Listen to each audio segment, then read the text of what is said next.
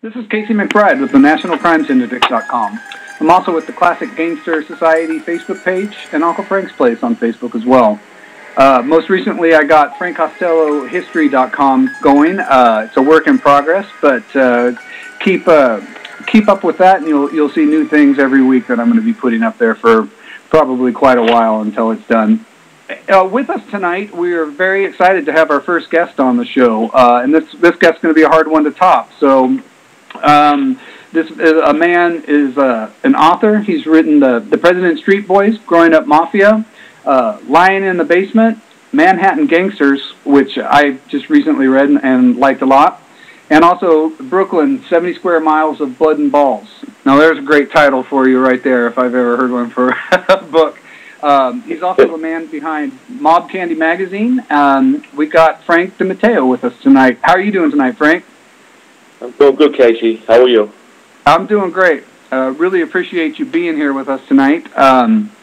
So what I kind of wanted to start with is asking you, how do you find time to do all this stuff? Like, you have all these books, running a magazine. That's got to take up a lot of your time. How do you find time to do all this? Well, I do the magazine, when I like to do it. I do it. I put together one, maybe 2 a year. And so I have all the time in the world. I mean, I've done this stuff all my life. Even when I was a bad boy, we were always into distributing and production. And so it comes to second nature to me. I put a magazine together like people, blow their nose. Writing is, a little harder, but because, like I keep saying, I have no past, so it's very hard to say things. You have to be very careful what you say. So it makes it a little difficult. That's why I write a lot of things that are not about myself, about a lot of people that have passed already, a lot of old gangsters. So it's it's a little easier. There's no problems. But I started writing about 10 years ago, and I self-published my first stuff. My first book, which was a book on gangsters, 70 Square Miles of Blood and Balls, which was a bio, just giving my opinion of who these guys were and what they did and where they're from and stuff like that. Just put it in one book. It was short little bios. It did well. People liked it. So I just kept on going. The magazine, was me and a guy named Tyrone, Christopher, sat and put that together with napkins and a lot of drinking, and it came up with right. So that was a little more difficult, but we got that off in 2007, and it just blew up. We just flew from there. And we were very lucky. I got it's a popular magazine. It did well. It does well when I put it out. And I became Uncle Frankie. There's a definite audience out there for it. I mean, I'm living proof of that. I did want to ask you a little bit about how do you deal with kind of criticism that sometimes guys like us, with what we do, we get from like the community or the Italian community about, people will say, oh, you're glamorizing gangsters and stuff like that. But what's your take on that? Like, how do you deal with that kind of criticism? Number one, I don't care what no one says. I do what I want. If it's, because you can't keep everybody satisfied. So everyone's going to have an opinion. So if this is what I do, this is what I do. We always, the Italian American community always have a problem no matter what you do. So, I mean, I told the president one time at one of the committees, they said, listen, I'll stop tomorrow. You pay my rent. Right. Exactly. I mean, you're so important to you. To figure out what to do. Get me money, and I don't have to worry about it. And promise me that no one else is going to do something. You can't. So don't worry about what I do. Don't read it. Don't watch. Don't turn a blind eye. I said, because true. If you're not interested in it, just don't pay attention, because it's going to be out there. It's going to be in movies. It's going to be in books. Exactly. So like when I also said, go bust someone else's balls. I said, right. Everyone's, you can't keep everybody happy. I mean, this guy usually says, "Oh, Frankie, you in the life, you can't write." I said, "Really?" I said, "Who told you that, man?" I said, "Who told you?" I said, I'm not. I haven't been in life for 17 years. I said, I said I've never gotten nobody in trouble. I haven't spoke to a couple in my life. I'm a stranger. I said I'm a civilian. I can say what I want. Right. I can write what I want. As long as I don't say nothing bad about no one or implicate nobody in a crime. I mean, I'm a historian. I write stories. I said, 17 years ago, maybe it's a different story, but this is today. Don't tell me what we did yesterday, because yesterday, if you said this to me, I would have cracked your mouth for saying it to me. So it's a whole new world we're in. Right. So they look at me and go, "Oh, yeah, that's true." Yeah, if somebody's going to put it out there. If it's not you, it's true. It's going to be me, or it's going to be somebody in one of these groups, or one of those things. So, the groups. The groups talk about a hell lot more than I do. If you think about it, I'm just in print. But I mean, I watch what you guys do all the time. I'm not a big talker in it, but I look at everything and wow. I mean, it's a lot more than what I do. Yeah, there's a lot of stuff out there. It's that you guys can do what you want because you have no involvement. I had an involvement, so and on the other end, I had wise guys tell me want to give me stories. I mean, it's like really crazy. That's why, I just turn around and say, everybody's full of shit. Because right.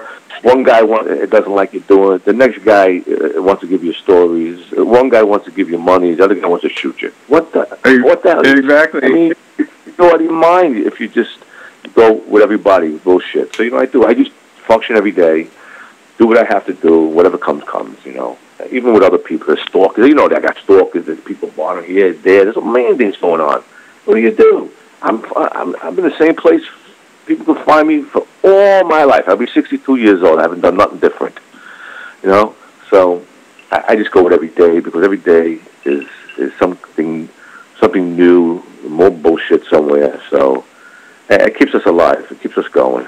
Otherwise, it'd be boring life. It's true. You can't stop something that you want to do because somebody else's opinion or somebody else doesn't like it. Like you said, you'll never get nothing done. So, I have respect for anybody who's putting anything out there. Like people have no idea how hard it is just to complete a book and get something like that out there. So it's easy to criticize something like that until you've done it. Oh, sure. It's easy to criticize. People a lot of people. I just had a problem when somebody says it's all a lie and all just like that. I said, wow. I said, that's crazy, man. I said, anybody can just say anything, But what I do is I keep on just throwing it out there and doing the best I can do, and and putting more stuff out. And I just released a new book this week, the Dangerous Dames book. Oh, nice. Dangerous Dames in that. Yeah, it comes out I think Friday. It's up on the website. So I worked on that. Give us the website. Give us your website and that information before I forget to get all that stuff. Yeah, it's mobcandymag.com. You go to mobcandymag.com, you'll see everything we have, everything I wrote. Yeah, you got interviews up there, all sorts of good stuff. I recommend it. Photos, links to all the photos, the parties we have, and all the media, all the crazy shit I've done in the last 10 years almost. From like I said, this has been a trip. I mean, I came out of a hoodlum life, sitting home, relaxing, and then thrown into a world of celebrity shit. I've been with tons of people. 17 years ago, I was contemplating, who am I going to rob? And then 10 years ago, I'm sitting with Amana Santi, at his home in upstate. It's just a total flip. Life is a ride. It is a ride. That's why I say it's all bullshit, man. Everything changes. Every day is different. You can go from one place to another. People look at you and say, how'd you get there? I don't know. I just get there. If you try hard, maybe you get there too. I stopped questioning it. I just go along for the ride now. It makes it easier at my older age. But this is a good time actually to tell us a little bit about your background, because you're not just a publisher or a writer of mob books. Your connection goes way deeper than that. So tell us a little bit about that. Well, basically, I was born into it. My father was, came up to a family in the middle 50s, early 60s, and he became the bodyguard for Larry Gallo. And from 1961 to 1968, he was his bodyguard 7 days a week, 25 hours a day. And I was a little kid growing up, and these guys were my uncles. You know, they would squeeze my cheeks. They would, you know, take me out. They would buy me stuff. And so I thought these guys were uncles. You know, so when I got old enough, to me it was second nature to, drive or to hang out in a club or social club or, play cards or luncheonette. It was natural. I never got up and said I wanted to be in this life or nothing like that. It was natural to me. I know guys that want to be hooligans, that want to flip coins, they want to do bad things. No, I did. It was natural. I never gave a second thought. When I was old enough to drive, my father said drive. When I was old enough to steal, it was time to steal. When it was time to take numbers or bookie, we do a million different things, It was time to do that. And we got to that point, it was time to sell drugs, because that's where the money was. And we sold drugs. We're hooligans. Hooligans do bad things. I mean, so you do where the money is, unless you have morals, to me, crime is crime, so I didn't really care either way what it was. It was hijacking a truck. It was extorting someone. If it was selling drugs, if it was beating someone else, it was taking numbers or lending money. It was all the same shit to me. Right. This is what you want to do. You want to give me your money? Give me your money. Right. So, so that's what I knew. So I knew the guys around me were all killers. They were all, loving guys to me, but they were all bad dudes. So right. you get a lot of, you pick up people's ways, you pick up people's mannerisms. You think things are right because that's what you see. If I heard my father say something or react to something, that's what I thought was right. You're guarded sometimes. You're thinking it's right, but they could have been wrong. But you're mimicking them. You're gonna follow the footsteps, not knowing that they were wrong too. But you don't look at it that way. You don't second guess and think. I didn't think my father did anything wrong. Or guys like Punchy, or guys like Albert Gallo, or Larry Gallo, or Joe, Crazy Joe. Guys are gods. Right. So I don't question nothing, man. And no one questions anything if you're there. Especially if you're a young kid coming up. If you're one of the young guys coming up, there was like 5, 6 of us. You don't question nothing. You do. Sure. So it's like a routine. They tell you get sandwiches, you get sandwiches when you're young. They tell you go for pizza, you get pizza. They tell you to go pick up numbers, you'll pick up numbers. You're young in training until you become a big boy. Right. So, and like I said, it did it, until I was like, 55 years old. No, 50 years old. And then, we walked away because everybody around us collapsed. All the big boys who supposedly are the big men, they all started ratting on each other and crucifying each other, and we just slipped through the cracks and walked away. And so you got lucky. Yeah. We got lucky. I got lucky. Yeah. A whole bunch of us got, we slipped away. A couple of friends that were still, were the same crew, family at the end. We were different crews at the end. And they walked away because their guys just abandoned them because they weren't useful no more. They wanted things from them. And because they were hurting and because they couldn't come up with nothing, they chased them. And the guys put 30, 40 years in as, helping out or being a crew member, just get chased because, what have you done for me lately? So a lot of guys got, are not very happy, with certain people.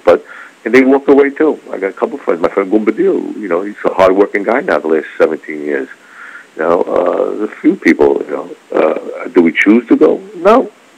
But, unless you're up ahead, you don't choose nothing. You're part of this thing. Just one out of a million. So right. We just keep, like I said, we just keep on trucking. And then, like I said, we walked away. And then I wound up retired for a little while, just relax and see what I was going to do. And we always owned the school distributing company. We were always the distributors for school magazine. So we always had our hands in porno, even through the whole craziness of the Gallo family like that. We always, had a legit business, which was legit. It was pornographic, but it was legitimate. Right, so sure. I worked in between. I worked, out drinking, doing bad things, but I got up in the morning and made sure that business was ran properly.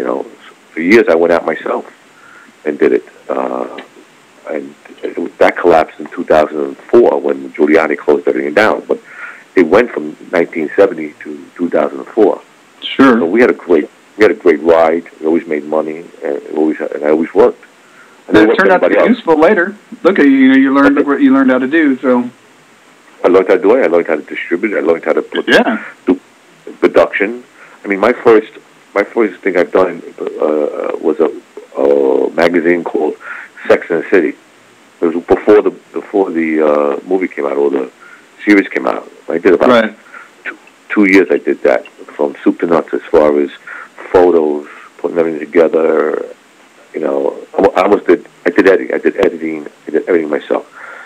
What I wanted there. What other people helped as far as taking pictures, writing stories. But as far as layout, I did put it all together. It came out of my brain. And so that backing was there. When we did the mob handy, I already knew what to do as far as putting it together. But I didn't have the idea of what we're going to put in it.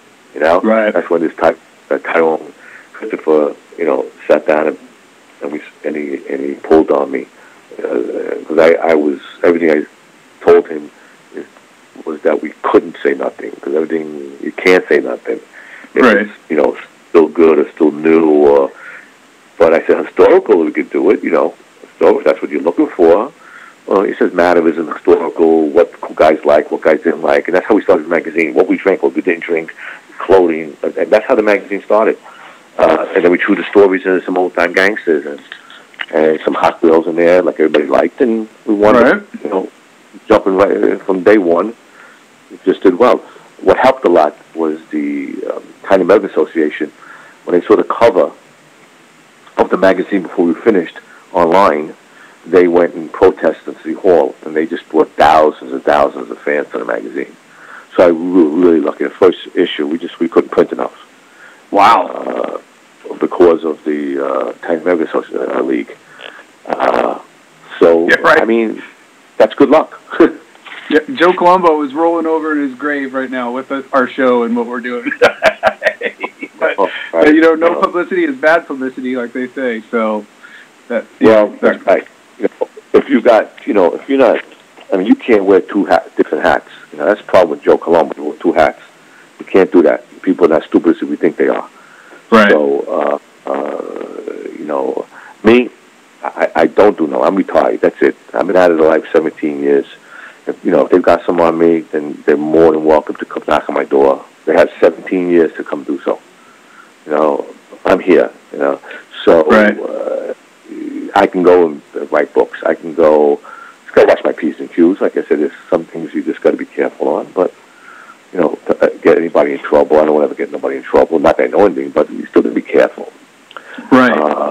And you just when you write stuff like about Frank Costello or like some of these older guys and things like that, kind of what I focus on more. It's so long ago.